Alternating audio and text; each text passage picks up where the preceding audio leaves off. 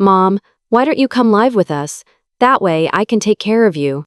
Help out with all sorts of things." When I heard those words from my son, I couldn't keep the tears from falling.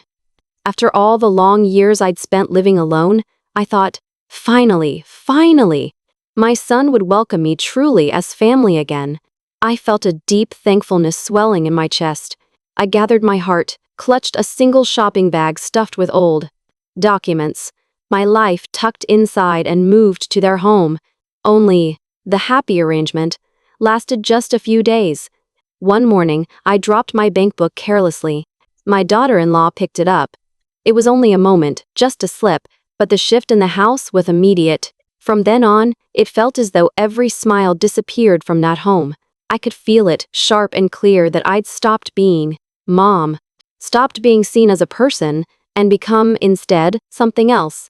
A walking pile of assets. Their eyes said it all. I was no longer a mother or even a real part of the family. I was something to be managed, observed. Every bit of warmth bled quietly away. Still, I didn't fight back. I wouldn't scold or argue. Instead, I stayed silent, and quietly, carefully, I formed a plan for a reversal so quiet, so complete. It would leave every person in that house speechless. I wanted to reclaim something. Dignity, maybe, or at least my peace. Let me start at the very beginning. My name is Evelyn Carter. I turned 78 this year. I now live alone in a tidy, though older, one-bedroom apartment in White Plains, a pleasant suburb north of New York City. My little balcony gets the morning sun, and I tend a few pots of white chrysanthemums, my late husband's favorite. I was once a schoolteacher, working in public elementary schools for 40 years, from the young days standing before the blackboard, chalk in hand. Until I retired at 65, I held tightly to a single belief: if you plant seeds of kindness, something good will always, eventually, grow.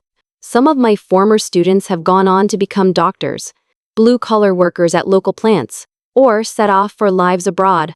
But when I meet any of them, even decades later, they always greet me with a respectful, "Ms. Carter." Hearing those two words, I feel the lines on my face soften, if only a little. My husband's name was Thomas Carter. He was a civil engineer, and we first met at a small bookstore in Tarrytown. I was looking for some new books to read to my students. He, flustered, dropped a roll of blueprints near my feet.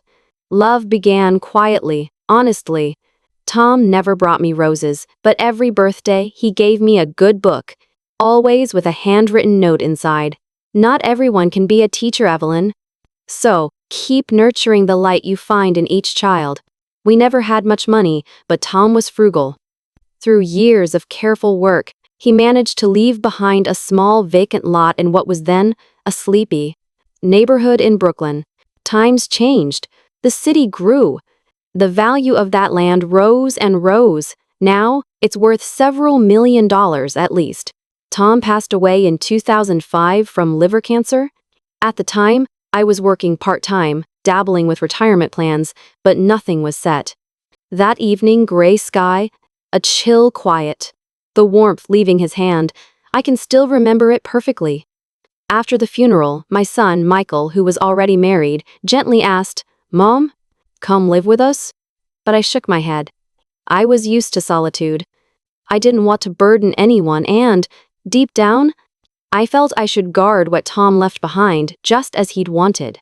So, I began my life alone. Every morning, I rise early, I throw open the windows, let the sunlight pour into my little apartment, brew myself a mug of herbal tea, and tune in to NPR. In the afternoons, I take a walk through the park down the block. In the evenings, I read. Sometimes, I jot thoughts in my diary, a habit I started back in 1973. That journal, brown, faded, falling apart, is the record of my life. I don't feel lonely, really. Just a little empty sometimes. Since Tom died, it's as though half the world simply vanished. But even that emptiness, I've grown used to it, in time. I'm far from rich, but never really in want. For 40 years, I put aside a little each month, never risky investments, always the safe choices, government bonds, CDs at the local bank, a handful of stocks my friend Joan, now retired banker, recommended. Slowly, patiently, almost without noticing, I saved up close to $1. 8 million. It may sound like a lot, but it's just the sum of a lifetime, small acts repeated, frugal living, careful work. I don't waste money. My winter coat is the same one I wore for years to school, fixed up with a new lining. I still travel just once a year, always alone, always to quiet places, wooded lakesides, the rocky beaches of Maine, sometimes to a quiet churchyard where Tom liked to walk. Now, my apartment and that little patch of Brooklyn dirt, those are Tom's last gifts to me. Occasionally, friends nudge me. Evelyn, why don't you sell that land? You could live easy. I just smile. To me, properties isn't for selling.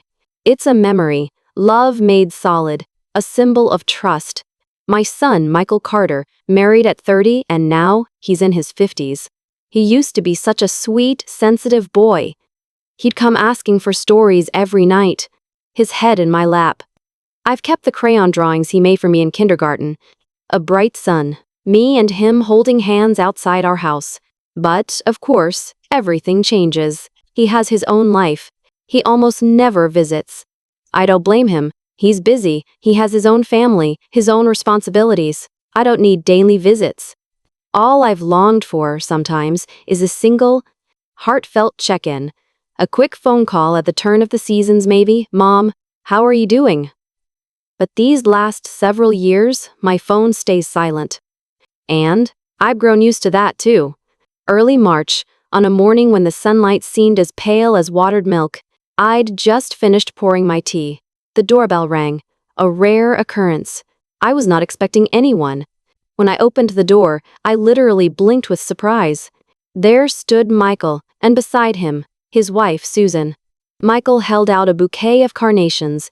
Susan clutched a fancy paper bag from a high-end Manhattan bakery. They smiled so warmly, so familiarly. Smiles I hadn't seen in years somehow. Surprised you, didn't we, Mom? Michael said, striding in as if it were the most natural thing in the world. I hurried to make tea, pour glasses of water. My hands trembled a bit, not from age, but from nervous hope. The house, so long silent but for NPR, and the soft shuffle of morning, filled, suddenly, with the voices of my family, bright, lively, echoing off the old walls.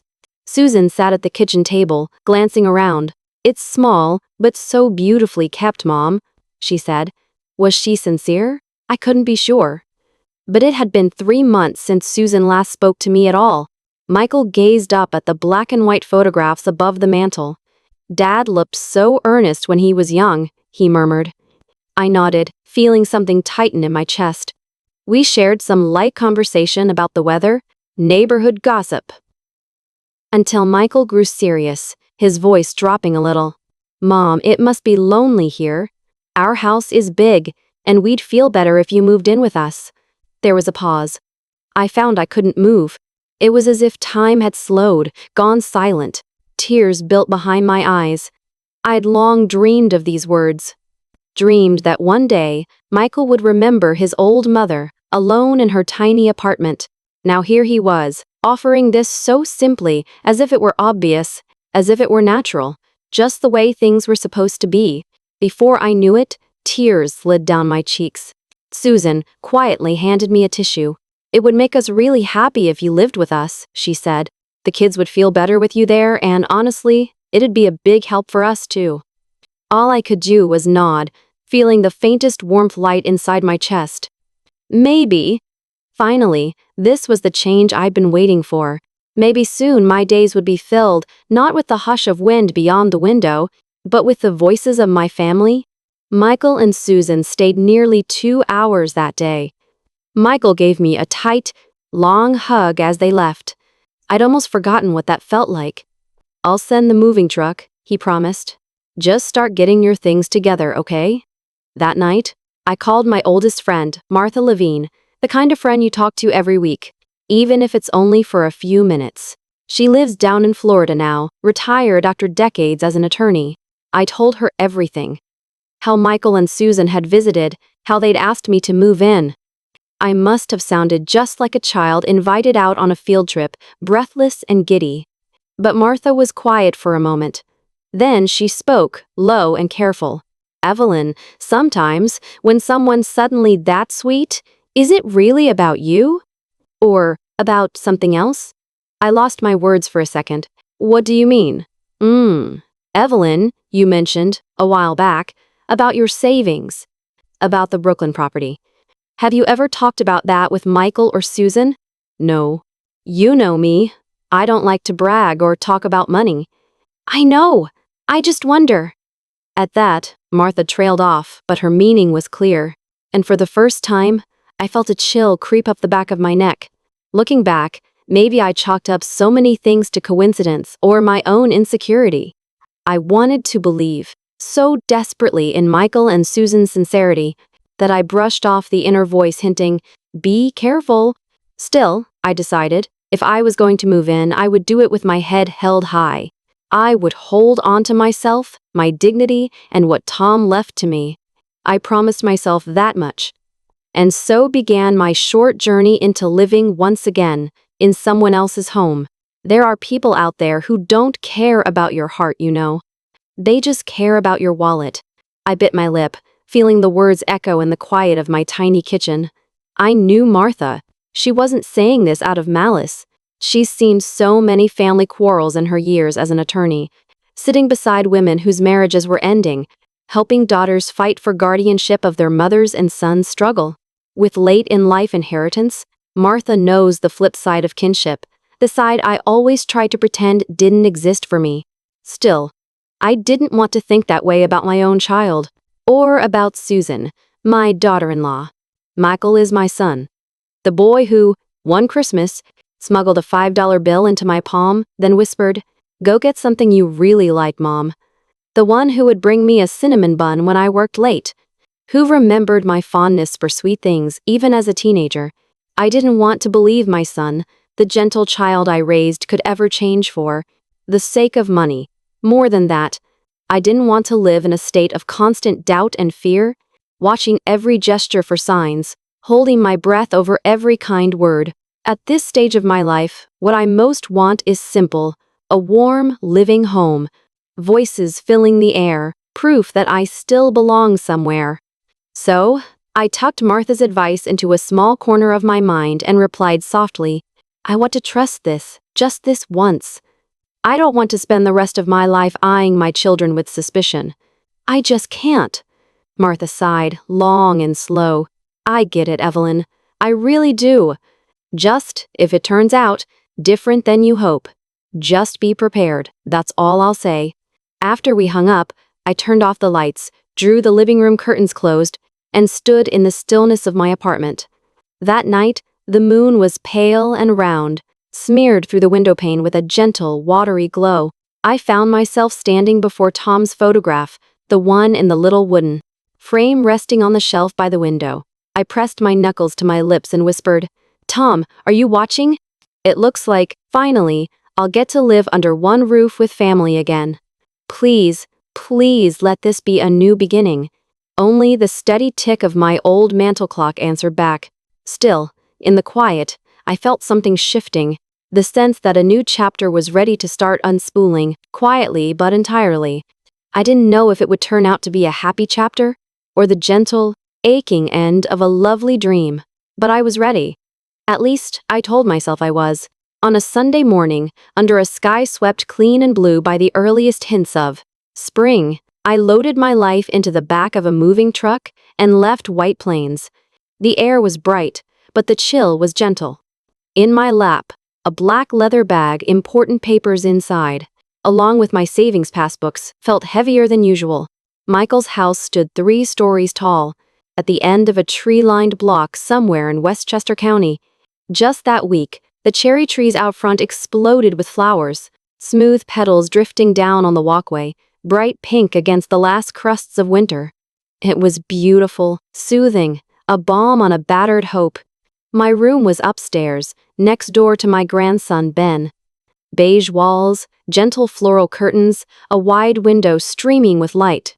As I stood in the middle of that empty space, the boxes stacked neat around my feet, Something began to warm inside my chest.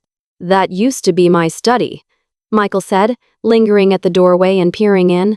"But Mom, I promise, it's a lot cozier than that old apartment of yours." Susan, smiling, handed in an armload of crisp sheets and an embroidered pillowcase. "I've been getting things ready all week," she said. "I hope you like them. You're part of the family now. It's your home, too." I nodded, biting back tears.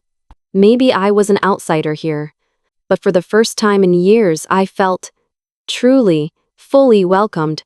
The first few days were a kind of waking dream.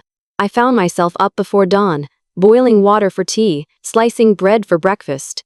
Susan wasn't much for mornings, so without a word the task became mine. Little Ben began drifting into my room each night, knocking shyly. "Good night, Grandma," he said every time, his voice a whispered blessing. How I began to love this house. Strangely, gently, every day a little more. There were voices calling my name, laughter floating from the hallway, and the warmth of more than a single place set at the table. Surely Martha's fears were just that, a friend's needless worry. Or so I thought, until a single, small event sent everything tumbling down. It happened on a Tuesday afternoon. Susan was out at work, and I was trying to organize my closet. Flipping through old photo albums, looking for a picture I wanted to show Ben, I opened the black leather bag where I kept my important documents. My hands fumbled, and, just for a moment, I let the stack of bank passbooks slip to the floor. The pages splayed open, and on one, my eyes brushed across a number, over 3 million left in my account. Years of careful saving, the compounded harvest of a quiet life. I gathered up the papers quickly, not thinking much of it. But I caught a movement. Susan stood in the doorway, silent. She gave a thin, awkward smile, then stepped away, closing the door softly behind her. Something inside me twisted, but I tried to shake it off. After all, why should it matter if a daughter-in-law glimpsed her? Mother-in-law's savings? It happens. But less than 5 minutes later, the atmosphere in the house shifted. Susan grew uncharacteristically quiet at dinner. Michael came home early, earlier than usual, I was sure of it. The two of them retreated into the kitchen, voices muffled but urgent. As I passed the stairs, I paused and listened. "She's got over 2 million in there," Susan's voice, sharp though she spoke low. "We need to manage things before she starts giving it away or gifting too much," she said. "If she does it carelessly, taxes will swallow a fortune." Michael's reply came after a long pause. "Right. But we have to handle it carefully. If she'd suspect anything, it's over." My heart pounded. I felt my chest tighten, cold sweat trickling down my back. The arms that had embraced me the night before now belonged to people, whispering about how to handle my assets, as if I were halfway out of the picture already. Lying awake that night, staring at the whirls of shadows overhead, I felt nothing like anger, only a hollow ache. Money itself was never the issue. I'd lived through decades of thrift, teaching all day for modest pay, scraping by with bread and a cup of soup when times were tough. No, money had never wounded me. But betrayal? Betrayal cuts the soul to ribbons. I started slowly, then all at once to notice things. Susan, who used to call out, "Mom, can you help me?" now rarely used Mom at all. Instead, she'd say, "Have we talked about this already?" Or, "Tonight's soup tastes salty, don't you think?" Or, "Did you move the keys?" "I can't find anything you put away." I kept quiet. Michael, too, began staying out more, talking less about work, and even less at home. Only Ben, sweet Ben, clung to me unchanged, coming each night to say his goodnight, humming tunes as he built Lego towers at my feet. But the air in the house was different now, thicker, edgier, heavy with something unsaid. Still, I cooked, I cleaned, I even took turns picking Ben up at daycare, but it felt less and less like family, and more like I was just an aging house guest, a puzzle to be managed, a burden to be watched, an asset to be measured, rather than Evelyn, a mother, a real live person with feelings. One evening, as I set the table, Susan returned from work with a folder she placed by my chair. "We've been considering investing in rental property up in Connecticut. Would you take a look?" Maybe you'd like to help fund it. See if the numbers make sense? A neat page was clipped to the top. Proposed investment? $350,000 contribution. I asked, voice steady. Have you thoroughly researched it? This isn't just fun and games. This is real money. Susan gave a tight, polite smile. But it isn't like you'll spend it anyway, right? Someday, well, it'll all be left behind. The words fell with the weight of a cleaver, splitting open the air. Michael hurriedly scolded her. Susan, that's enough. But we all heard the truth of it. Her words weren't an accident. They were what she truly felt. After dinner, I sat in the glow of the side lamp next to Tom's photo and whispered to my late husband, Tom, I think maybe I've made a mistake. I thought love and belonging could be rebuilt. That family ties were still enough. But our boy, he's not the same kid you hubbed off to school each morning, is he? Deep inside, I felt something in me begin to quietly break apart. From that day on, I started guarding every word with care. I locked my passbooks and documents in a small safe, tucked behind a pile of winter sweaters where Susan would never look. I started writing again in my diary, every night, even just a sentence or two. Not for memory's sake, but to keep hold of myself, to not lose who I was in a house growing emptier of kindness. Not long after, I overheard Susan on the phone out on the back porch, not knowing I was just over by the hydrangeas, watering the old potted plants Michael and I had put in years before. Her voice was low, but the screen door carried every word. No need to invite her. My mother-in-law will cover everything. She's here now. Honestly, she's pretty generous. Plus, she's not young anymore.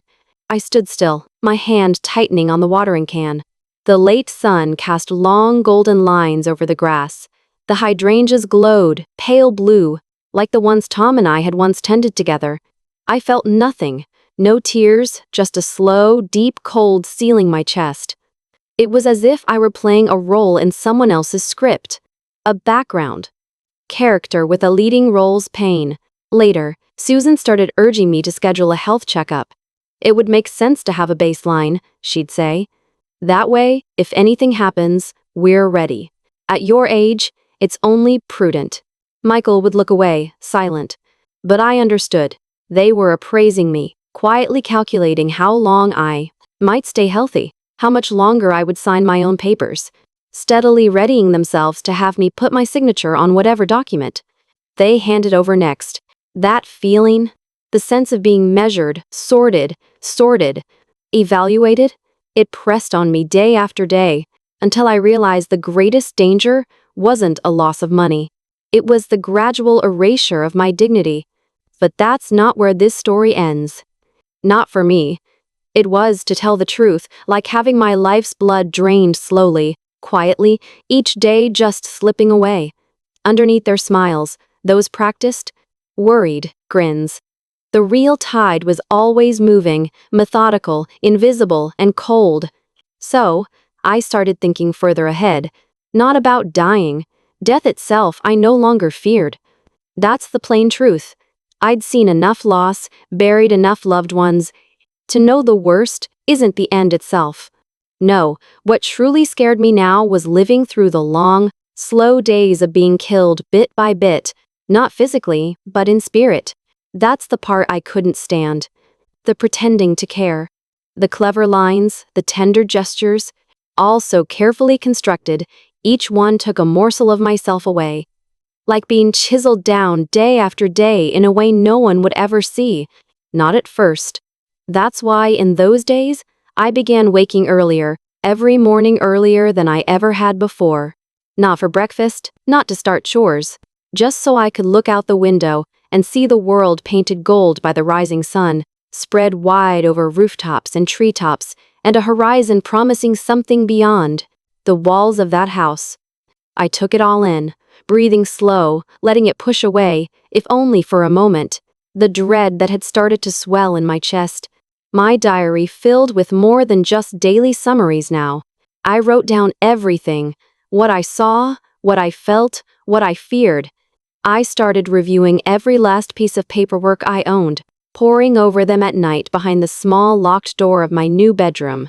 I pulled out the deed to the Brooklyn lot, the one Tom spent half a lifetime holding onto, made copies of my bank statements and social security card. I even found my will, the one Tom and I first drafted in 2010, back when we believed the world was honest and our word mattered. I read every line, every signature, every Michael Carter and Evelyn Carter penned in black ink, making sure the names were precisely what they needed to be. Because I knew in my bones it was time to do something, that the waiting, the hope, the pretending, I couldn't stretch them forever. From the day Susan found the bank book, I ceased, in their eyes, to be Mom. Not the mother who sat awake for 2 nights with Michael when he came down, with chickenpox, cool washcloth set gently to his brow. Not the mother who sold her wedding band quietly and swiftly, the year Michael started college and the tuition bills nearly sank us both.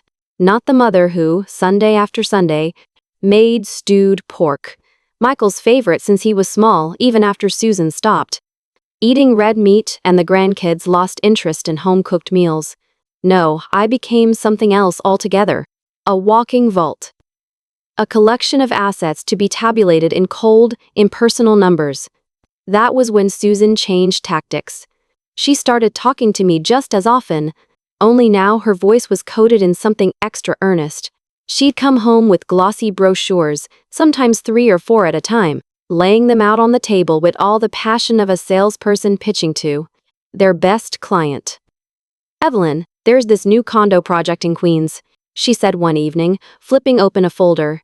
"If we had, let's see, about 350,000 more, we could invest at just the right phase.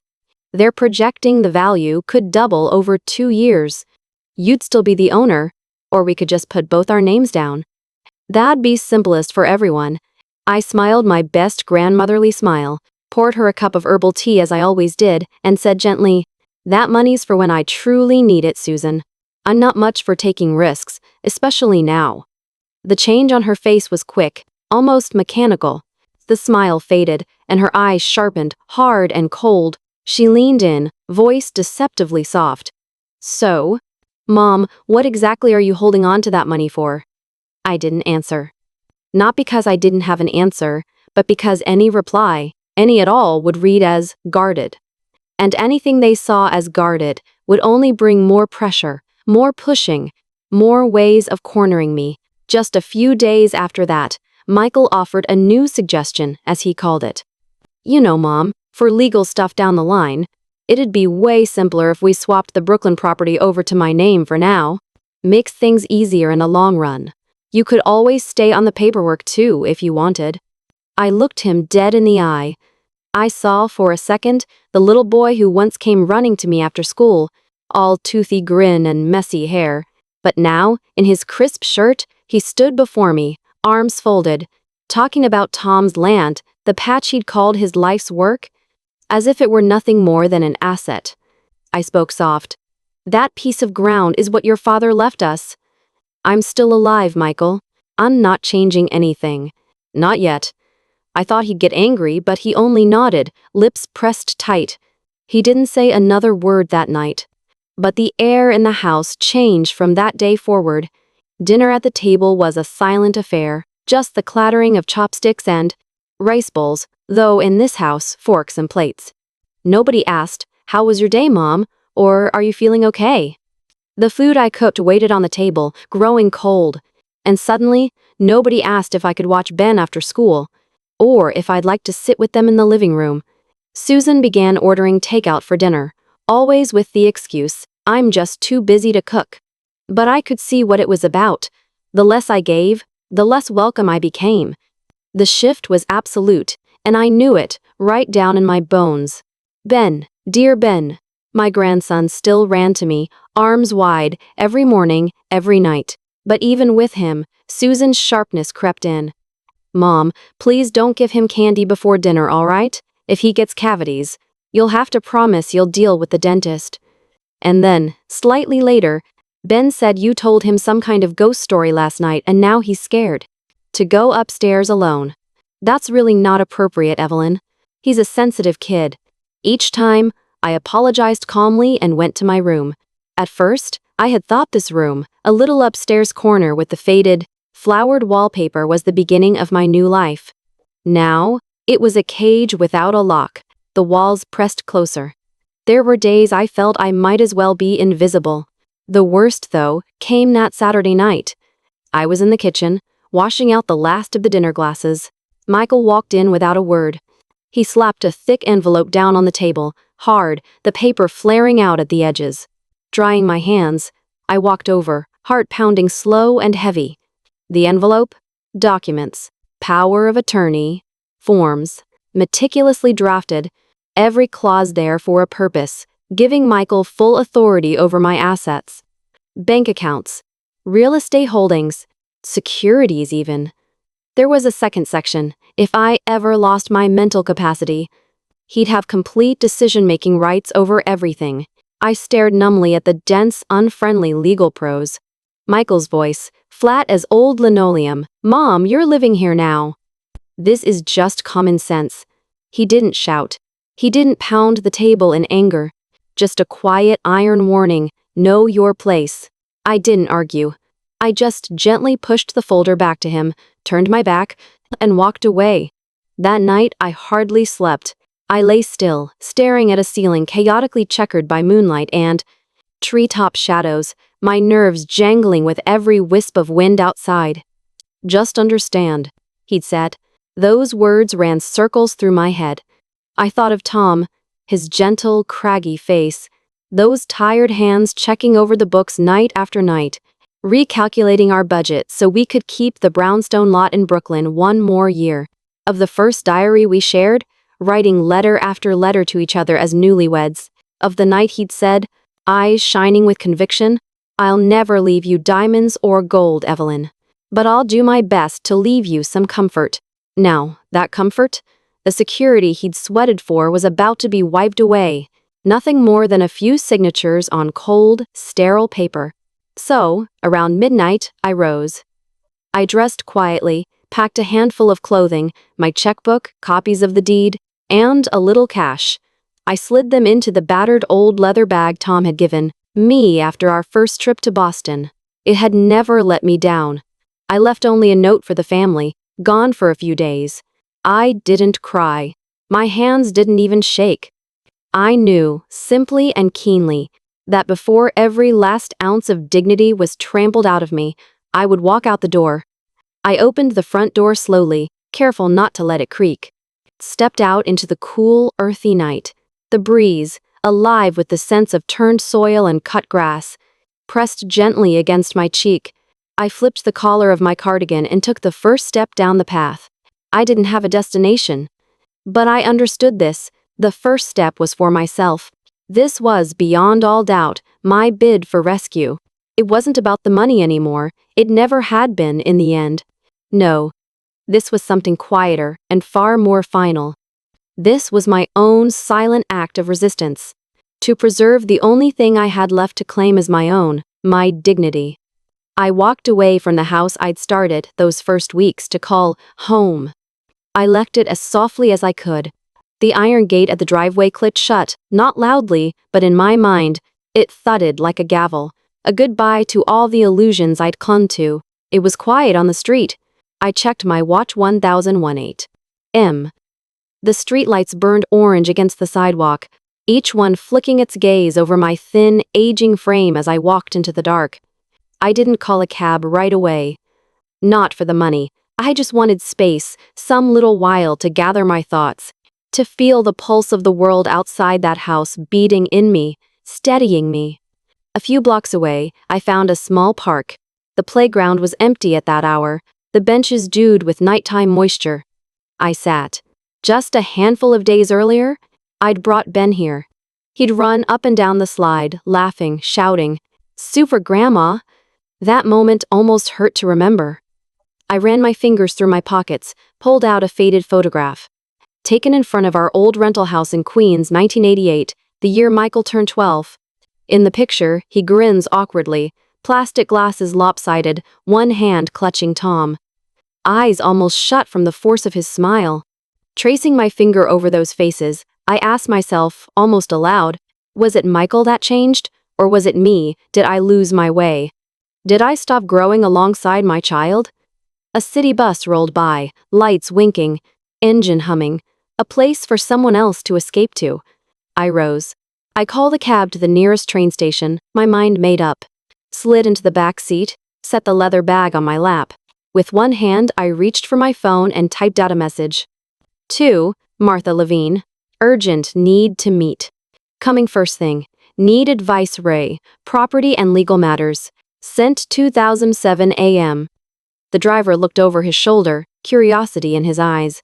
Maybe it wasn't every day that a little old lady climbed in with nothing but a battered bag and the look of someone determined to guard a whole world. Maybe he wondered if I was running from something. But I offered no explanation. I gave him a gentle smile. Please, take it slow. I'm not in any rush. But this time, I need to be sure I end up somewhere safe. And deep down, a plan had already started to settle in my chest. I wasn't as clever as Susan, nor smooth-talking as Michael. But I remembered the words I'd spent decades teaching to first graders. You don't have to shout to be clear. You just have to live plain and let your actions show your truth.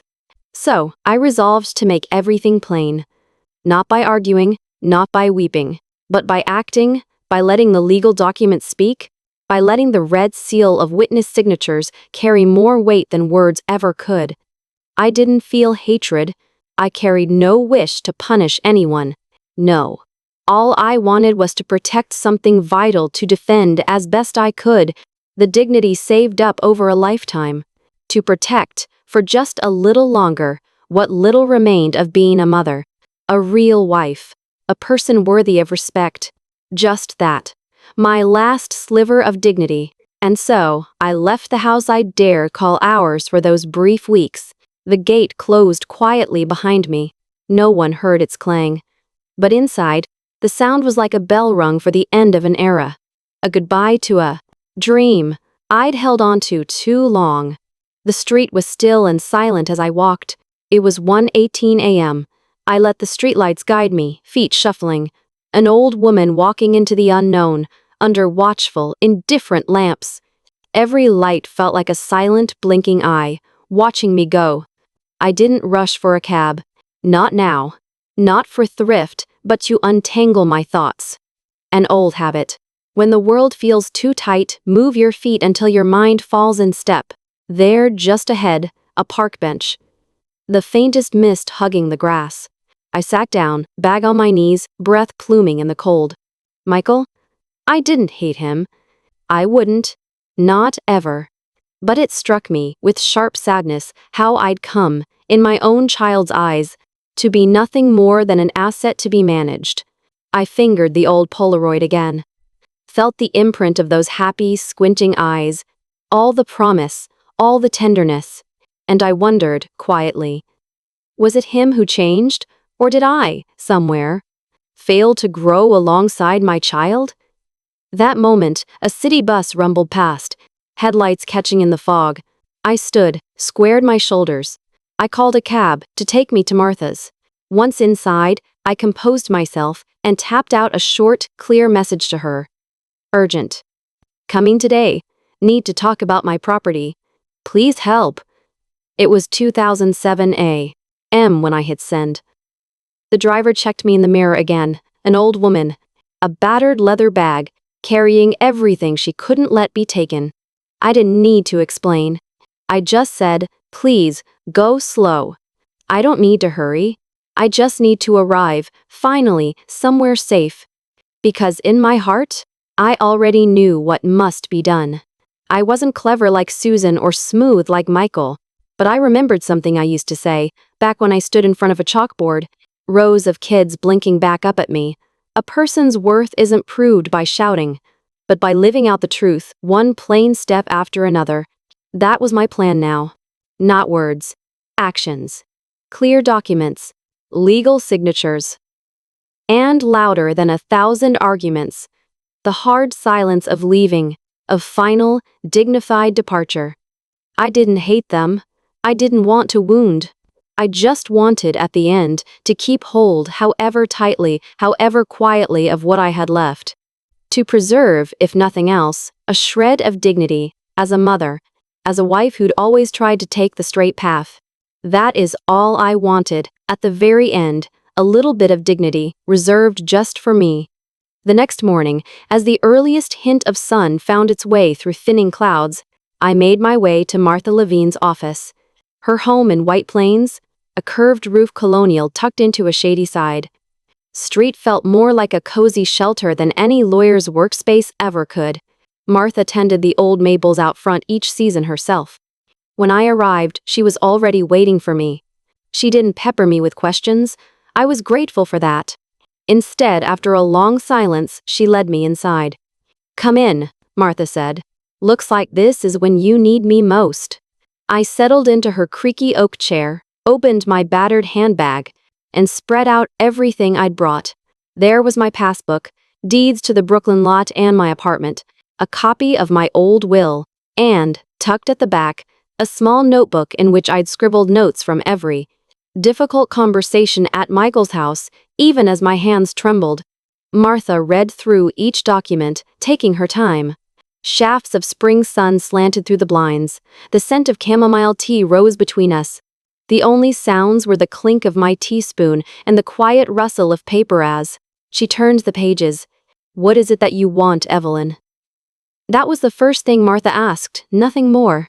I drew a careful breath before answering. "I don't want to sue them. I don't want to make this a scandal. More than anything, I want to take care of things before I regret, not after. I want to ensure all the assets are out of reach, before it's too late." Martha nodded. "Then, here's what we'll do. 3 steps. We start as soon as we can. The first?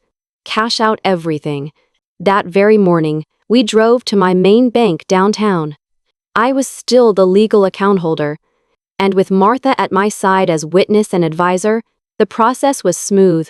We closed all 4 of my accounts, a hush falling in the beige-walled office as each teller processed the requests.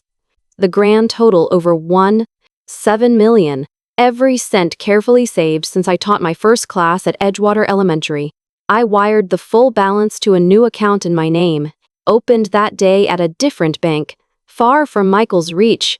On Martha's advice, by close of business, I had made large transfers from that new account to the following organizations: a group that aids survivors of domestic abuse and single mothers in the tri-state area, an education center in upstate New York supporting foster children and orphans, a foundation providing scholarships for students training to become public school teachers, and the last over $210,000 and set aside for a top-rated retirement home on the Connecticut coast, one I'd quietly researched and free-registered with 3 years before. Martha made sure every detail was airtight, every signature protected. As I put pen to paper for the final signature, Martha paused.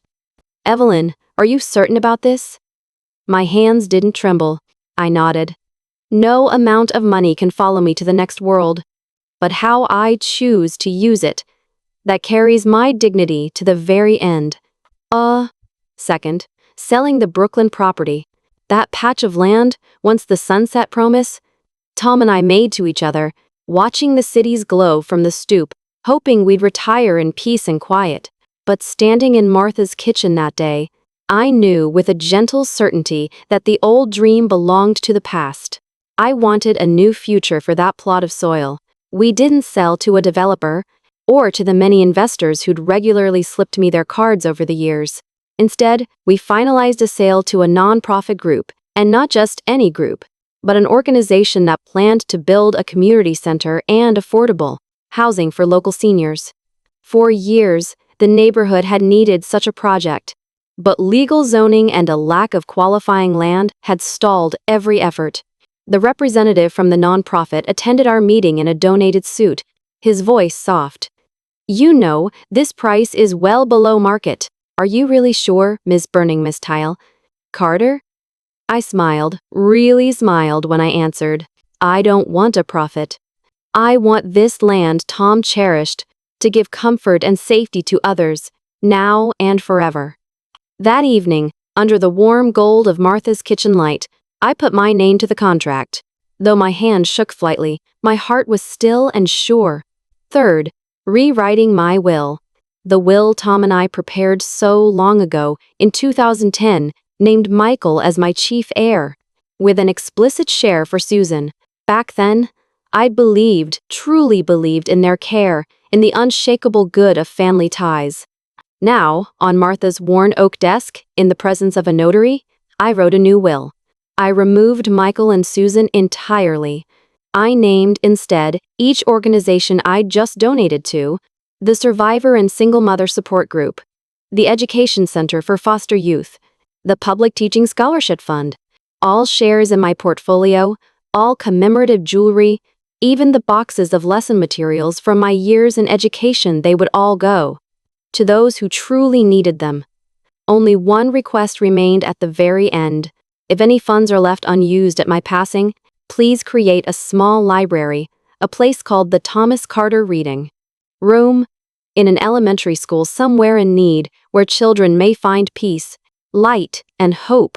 Martha signed as my witness, and the notary sealed the document with a red wax stamp. I stared at that stamp on the final page and felt, not revenge, but release. I felt unmistakably, this was not a story of punishing anyone. This was the quiet, steady reclaiming of myself. That night, I prepared an envelope and sent it to Michael and Susan. Inside, I enclosed a copy of my empty bank account statement, a notarized duplicate of my new will, and a single, handwritten note: "Thank you for showing me the truth." I was never searching for someone to inherit my money. All I ever wanted was someone to inherit my gratitude. If one day you find that in yourself, know that, always, you are my child. But if you cannot, this is my final lesson from your mother. And that is how the story turned. Not with rage, not with shouting, but with clear-eyed, gentle resolution. 3 quiet acts, each carefully chosen, each marking one old woman's reclamation of her dignity and her story.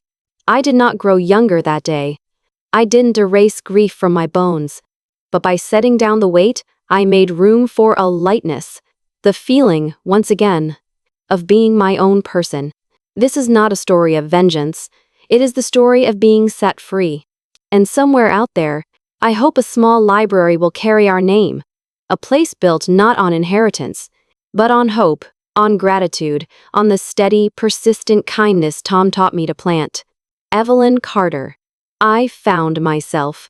Evelyn Carter, in a small, simple room at Willow View Retirement Community, a stone's throw from the edge of town. Outside my window, the soft glow of the street lamps washed gentle ribbons of light across the old wooden frame. I sat quietly, letting the hush press softly all around me. I have let go utterly of everything. Truly everything. There's only one thing left, with me in this world: peace. I no longer worry about how Michael and Susan or anyone really might react. Those days are done. Because, at last, I have learned to breathe again, in full, slow breaths.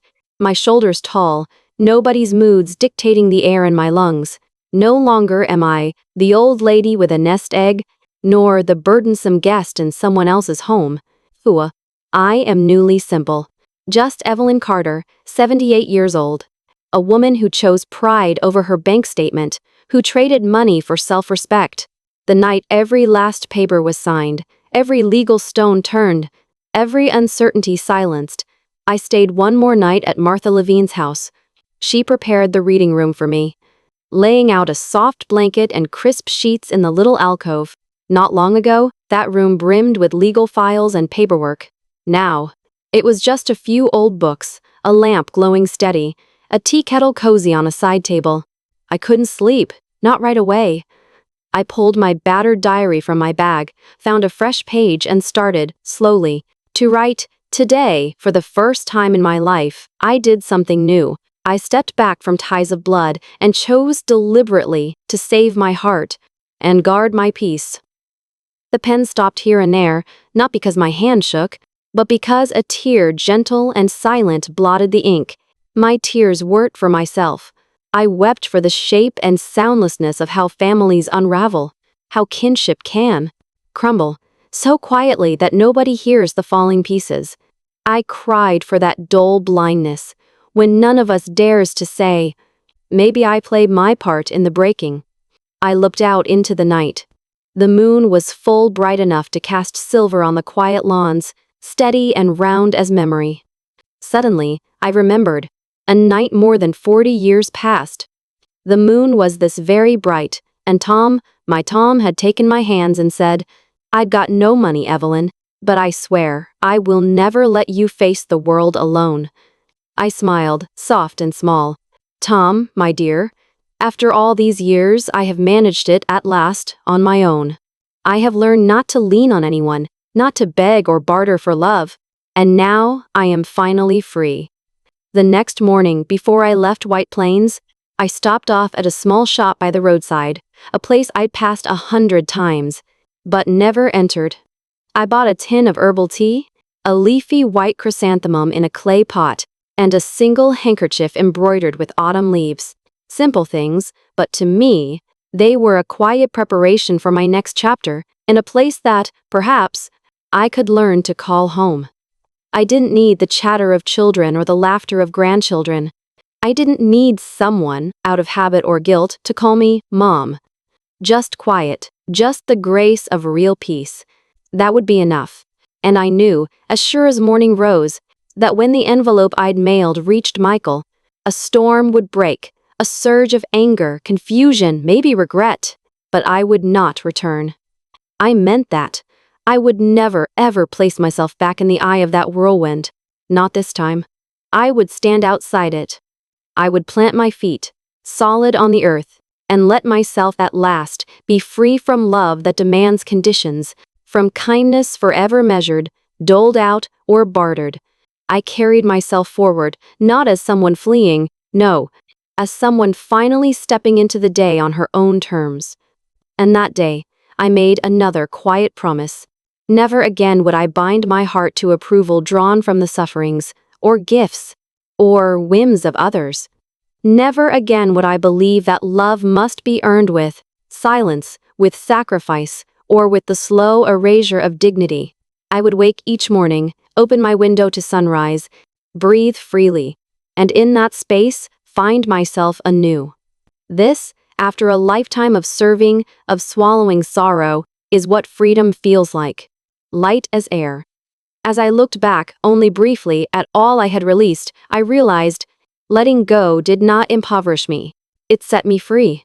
That is the legacy I choose. Evelyn Carter. I believed with all my heart they would simply let things pass. That if I slipped quietly away from the house, if I left without a word, it would become nothing more than a minor scratch.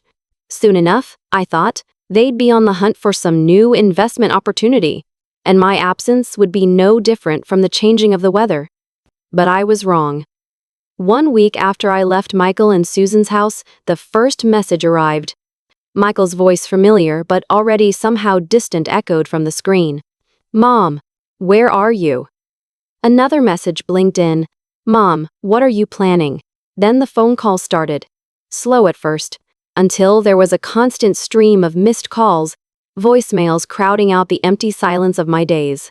In between the short messages came longer ones, tangled and pleading. Don't get emotional. Let's talk it through. We can work this out if we just talk. I didn't reply. I held to my silence, not out of spite, but to preserve the quiet strength I was slowly rebuilding.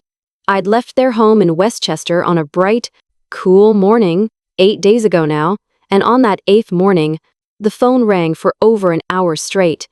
I hadn't meant to answer, but as the phone kept trembling on the table, as the sun crept across the window and splashed the walls with pale gold, something inside me shifted. Just this once, I thought, just once I'll listen. Not to forgive or to be cajoled, but to witness, with my own ears, just how far our hearts had grown apart. I picked up. The line sharpened in my ear, and I heard Michael's voice rougher than I'd ever known it. Mom, why would you do this? That money, it's family property. You can't just do what you want. You don't have that right. Behind him, Susan's voice, wavering through tears. How could you? We'll be at risk now. We had plans. We'd already given our word to the sellers. We even put down the deposit. What are we supposed to do now?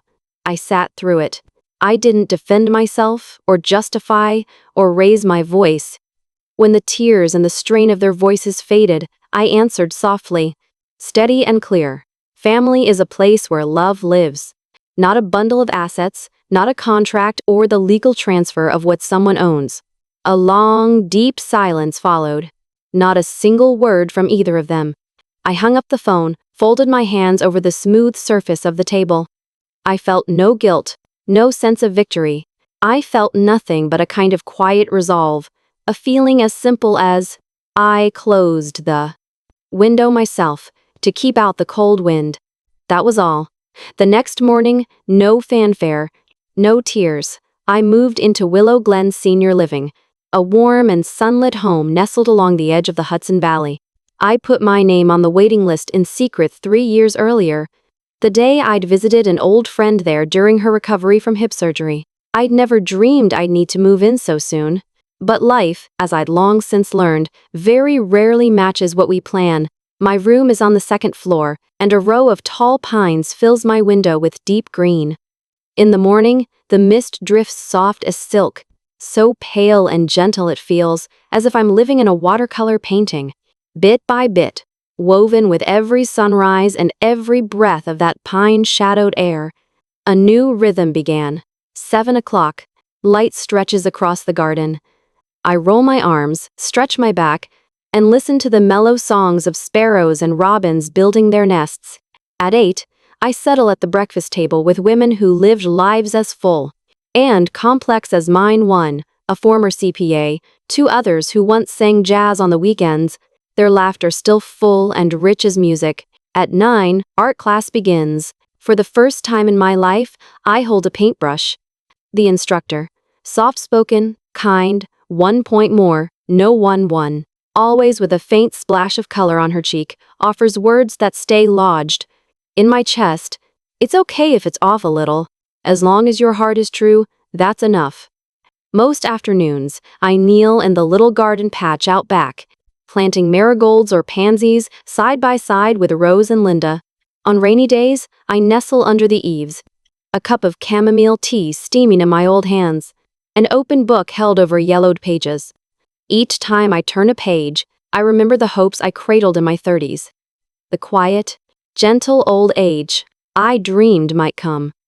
I realize, with a kind of astonished gratitude, that it is here, at last, in this very moment. I've started writing in my journal again, most evenings after supper. But now, what fills the lines are not someone else's bitter words. Instead, I write about the way the sun glimmers on dew, the sweet scent of rain lifting off warm earth, or a perfect little slice of pumpkin pie that tastes like October itself. One day, a letter arrived from the Westchester Center for Single Moms. Your donation has allowed us to open a second shelter in Rockland County. 17 women and 8 children are sleeping safely tonight because you saw them. You have delivered hope, tangible hope. You helped prove, in this world, that kindness endures. I slipped that letter into a simple frame and set it on my bedside table. No awards, no medals, no plaques for me. I have no need of them. Only the knowledge that my life was not, in the end, without meaning. That was more than enough. Just once, that month, a letter arrived from Ben, my grandson, with his awkward, scrawling print. Dear Grandma, I want to hear your silly ghost stories again. No one at home tries to spook me. If Mom and Dad did a bad thing, I'm sorry. When I grow up, I want to be kind like you. Love, Ben. I don't know if someone prompted him to write it. I don't have to know. I folded the letter, tucked it into the very back of my dresser drawer. Single green shoot, waiting on a field that had otherwise run dry. I've stopped being angry. I don't expect anything anymore. I have only one hope left, that my Ben will grow up not with pretend goodness, not with cold calculation, but with real, honest warmth, bathed in the gentleness born of genuine kindness. On an afternoon at the very end of October, The day the dahlias bloomed deep crimson along the garden fence and the rain fell soft and steady, one of the staff at Willow Glen asked me gently, "Aren't you ever lonely, living on your own now?" I laughed, an easy, lilting sound, and pointed out toward the garden. How could I be lonely? This is the life I chose all on my own, not a life anybody handed to me or forced onto my back, but the one I finally claimed for myself. I no longer need to lean on anyone, or ask anyone to fill some emptiness inside me. My only wish is to be seen as a person, as Evelyn Carter, not as some investment, growing old and losing value, but as someone quietly living out the life she's chosen, no more or less. On an afternoon swept with wind and autumn rain, I was out tending a battered flower bed, straightening the stems that had fallen. A voice called from behind. When I turned, I found Mrs. Tanner, a newer resident at Willow Glen whom I'd seen wheeling through the halls. A smoky gray cat curled on her lap. "You're Ms. Carter, right? I heard you used to teach elementary school. The ladies all said you were a real teacher." I nodded, smiling. Now I'm a student, more than anything. I learn something every day in the painting class, in the garden. There's so much I still want to know. Mrs. Tanner's warm chuckle rolled up, gentle as a lullaby. "It's comforting having you here. At our age, it matters. Having someone you can talk to without tiptoeing around. Feels like medicine for the soul, if you ask me." That night, I opened my journal and added one last thought as the wind danced. Along the windowsill, being alone does not mean being lonely. As long as someone, somewhere, tries to understand who you are, your existence holds meaning. That is the lesson.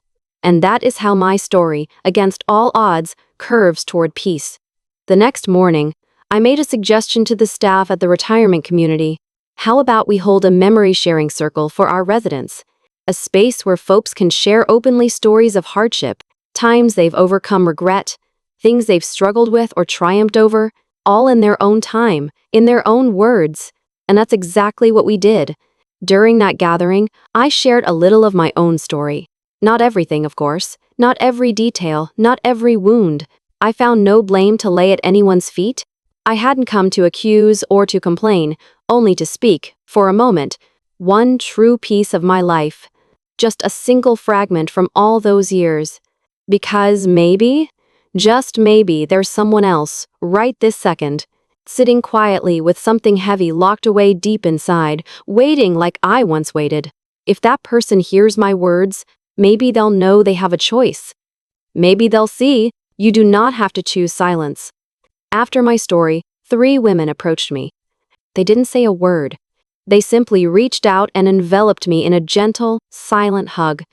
And standing in their arms, I understood, at last, you don't need blood to feel like family. You don't even need ties of marriage, or years, or shared houses. Sometimes, people, just because they choose to listen, to care, can make you feel loved. Simply being seen and accepted by someone is an act of love. My name is Evelyn Carter. I am 78 years old. I have lived almost 8 decades. Daughter, wife, mother, teacher. And now, just plain Evelyn, learning for the first time what it means to live as simply myself. If you had asked me 3 years ago, "Do you believe in family?" I would have answered, without hesitation, "Of course. My children are my own flesh and blood. They are my everything." But now, if you asked again, well, I might need a moment to answer. I used to live by a set of beliefs I thought were unshakable. If you love someone properly, that love will reach them, no matter how long it takes. If you give your all and endure, eventually, you'll be rewarded. If you set the right example, your children will come to understand you in time. But I learned, sometimes painfully, that blood alone doesn't guarantee kindness, and connection is nothing but an empty vessel without heart. A hug doesn't always mean love. A kind word can be just a performance. It doesn't always show someone's true feelings.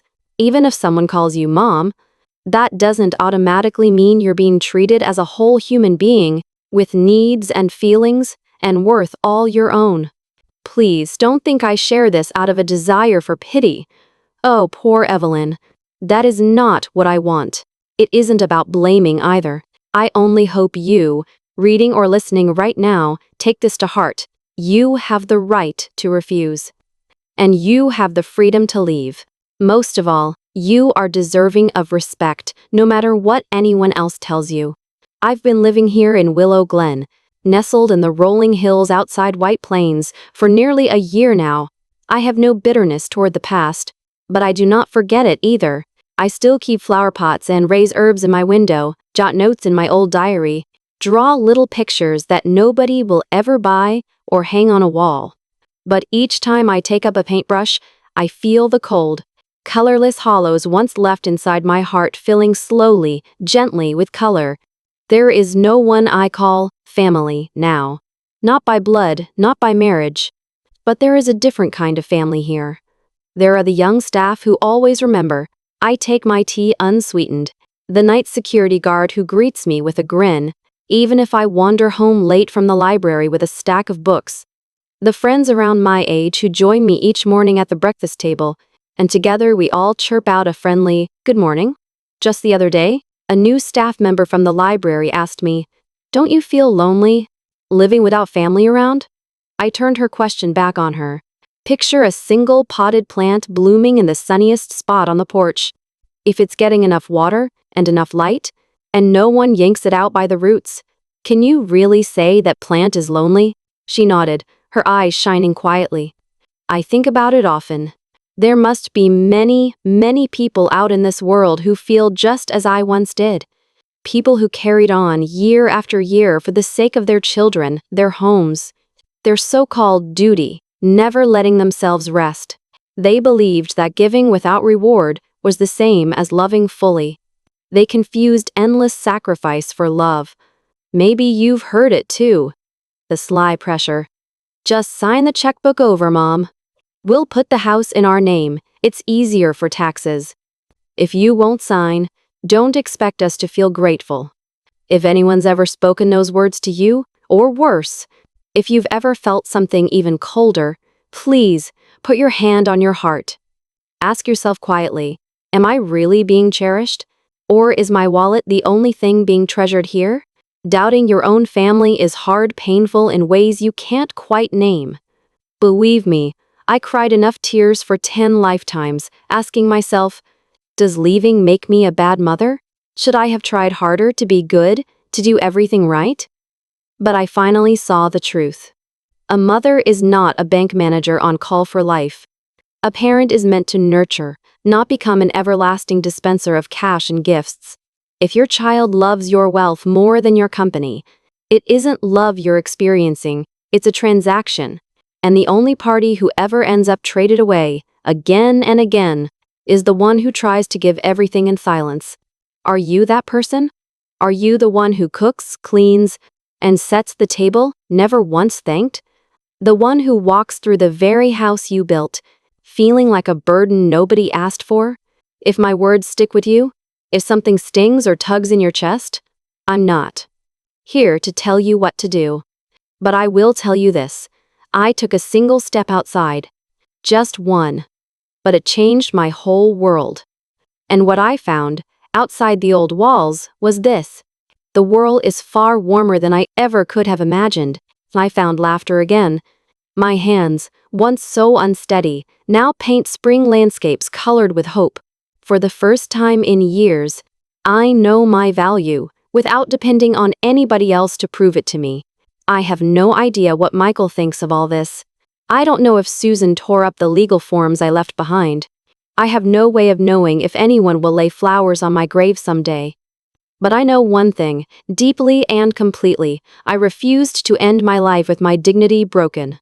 And so, instead of leaving behind money, I chose to leave behind my story, the proof that how I lived mattered much more than what I owned. If you've stayed with me, reading my story this far, can I ask, are you making yourself small in your own house? Are you the one who built the kitchen? And now you find yourself treated like the unpaid help? Are you, right now, acting out the part of a silent, invisible caretaker, losing your voice piece by piece? Please, stop for just a moment. Breathe. And consider this. What if the courage to change could protect you more surely than the courage to stay the same? Isn't that a possibility? If so, please share your own story. Don't feel you need to stand tall and proud. All that matters is that you notice what's happening and move, even a little. Because if you can do just that, you'll never have to be someone else's tool again. As for me, I am no longer simply someone's mother. I am no longer an elderly woman with a bit of savings. I am no longer the person hungrily waiting for the family gathering that never comes. I am just plain Evelyn Carter. Once, I believed so hard in unconditional love that I got hurt badly. But after all that, I learned how to love myself again, from scratch. I found out how to be just Evelyn, age 78, one woman who's been alone, broken and healed, and walked out the other side with her heart, finally, in her own hands. If you too see yourself somewhere along that path right now, please know you are not alone. We are not the ones left behind. We simply stepped forward, a little ahead, that's all. I hope you'll let me hear your voice right here in the comments. Maybe your small act will save a life. Maybe, for the first time, you'll tell your truth, not for anyone else's approval, but because you deserve to be heard. No person whose whole life has been lived well should end up used up and tossed aside. No one deserves that. Not a single soul. Tell your story. Stand up, even if your voice trembles. I promise you, out there, someone else is waiting, hoping to see that living with respect and truth is possible, no matter how late in the day it comes. Evelyn Carter.